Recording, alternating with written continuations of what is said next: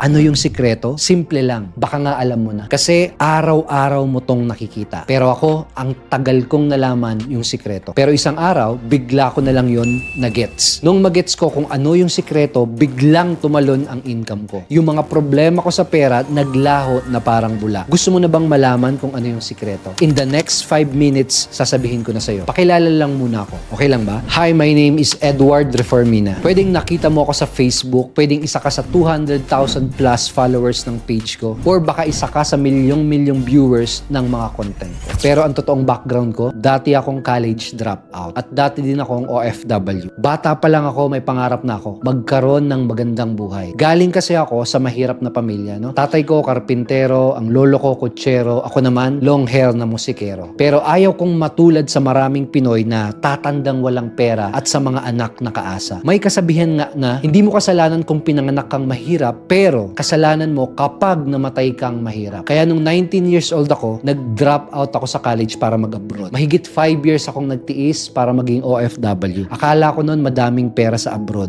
Hindi din pala. Ang daming OFW, wala ding ipon pag-uwi at pagtanda nila. Around December 2011, doon ako naging interested na alamin kung ano yung sikreto ng mga mayayaman. Nagbasa ako ng iba't ibang libro. Doon ko unang nakilala yung mga mayayamang tao tulad nila Jeff Bezos, Bill Gates, Elon Musk, Mark Zuckerberg, at marami pang iba. Gusto ko lang malaman, ano ba talagang sikreto? Bakit ang dami nilang pera? Yung iba yumaman dahil nag-invest sa real estate, yung iba dahil sa stock market. Pero, ang pinaka-common sa mga tao na ito ay lahat sila may negosyo. They have their own business. Yun yung simpleng sikreto. And nung nalaman ko yun, na-realize ko, oo nga no, lahat ng kasali sa top 50 richest Filipinos, kagaya nila Henry C. and Family, John Gokong Wei, Lucio Tan, Manny Villar, Jaime Zubel de Ayala. Diba? Lahat sila mga negosyante. Lahat sila may products or services na binibenta. And doon ko na-realize na kapag nagstay ako sa pagiging empleyado, fix lang ang income ko. Kapag may negosyo ako, walang limit ang income potential ko. Kaya pala lahat ng mayaman, puros may negosyo. Wala akong magandang future sa pagiging empleyado. Kailangan ko na din magnegosyo. Yan yung eksaktong sinabi ko sa sarili ko. Kaso lang, may problema. May mga doubts ako sa sarili ko. Paano ako magnenegosyo? Wala naman akong alam sa pagnenegosyo. Paano ako magnenegosyo? Wala naman akong malaking puhunan. Ang meron lang ako ay pangarap na baguhin ang buhay ko. So parang nawalan ako ng pag-asa ng time na yun. Pero naalala ko yung isang sinabi ng Diyos sa Biblia. Nothing will be impossible